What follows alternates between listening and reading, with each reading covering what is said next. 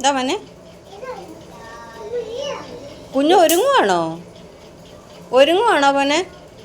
പിന്നെ എതുവാന്നോ? എന്തുവാ എതുന്ന്? എതുവാന്നോ? അത് നേരെ നോക്കി എതു. ആ നല്ല ബ്യൂട്ടീഷ്യനെ പഠിച്ചാന്നോ മോനിങ്ങനെ?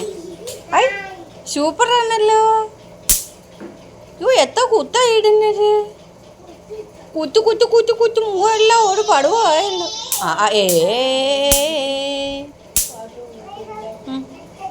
ഇതാ ഞാൻ കൺമഷി ഉണ്ടാക്കി വെക്കാത്ത, മനസ്സിലായോ? ഇതാ ഞാൻ കൺമഷി ഉണ്ടാക്കുക. ചേച്ചി അനിയത്തിയും കൂടെ കുത്തി പുരട്ടി അത് മൊത്തം തീർക്കും. ദേ ഇനി ഞാൻ കൺമഷി ഉണ്ടാക്കി തരത്തില്ല. പിന്നെ ഞാനല്ല പിന്നെ ആരാ? എന്തോന്ന് ഞാൻ ഉണ്ടാക്കി തരത്തില്ല. കൺമഷി ഉണ്ടാക്കി തരത്തില്ല. ഇനി ഞാൻ കൺമഷി ഉണ്ടാക്കി തരത്തില്ല. ഞാൻ കൺമഷി ഉണ്ടാക്കി തന്നാലേ ഇങ്ങനെ കുത്തി പെരട്ടത്തുള്ളൂ അല്ലേ? വെളിയിൽ നിന്നൊന്നും കൺമഷി ഇവിടെ മേടിച്ച് എഴുതത്തില്ല. അതാ പറയാം, വെളിയിൽ നിന്ന് കൺമഷി മേടിച്ച് ഇവിടെ എഴുതത്തില്ല. ഇവിടെ കൺമഷി ഉണ്ടാക്കിയോ ഉപയോഗിക്കുന്നത്.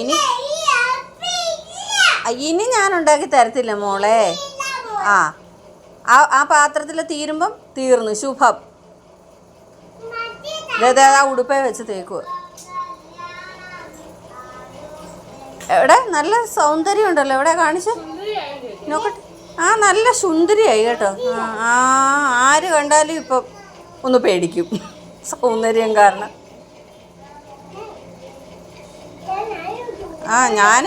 ഞാൻ തീർന്ന് കൺമഷി കുത്തിപ്പെരട്ട്. അത് തീരുമ്പോൾ സമാധാനമാവും. ഇനിയുണ്ടോ?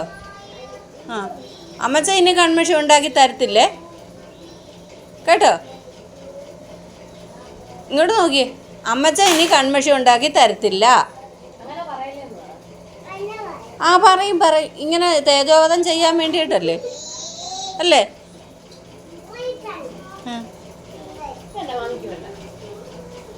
തനിയെ അങ്ങ് പുരട്ടിക്കും. മാമിക്കും മാമനും ആർക്കും വേണ്ട.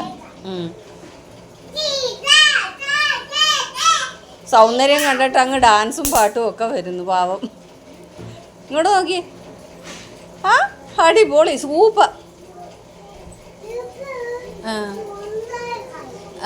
വല്ലവരുമൊക്കെ വിളിക്കും ഒരുക്കാനായിട്ട്.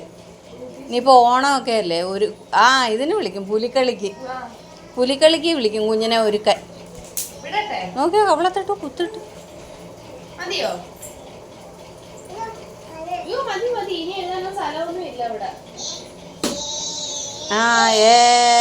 കലാപരിപാടി തുടങ്ങി.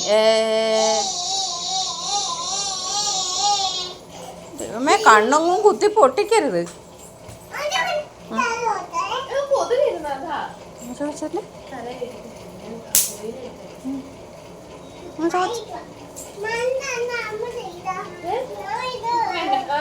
നമ്മളിതിടുവാണോ? എന്നിട്ട് എന്തോ ചെയ്യണം?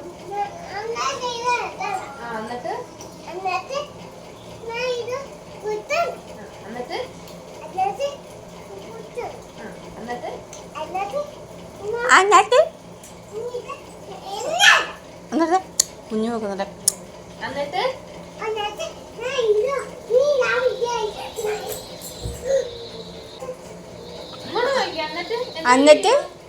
എന്നിട്ട് ദൈവമേ കണ്ണിനകത്തോ. കുഞ്ഞ് ഒരുങ്ങുവാണോ?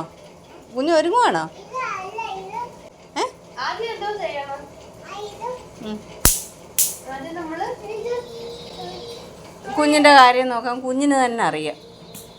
ആരും ഒരുക്കി കൊടുക്കണ്ട.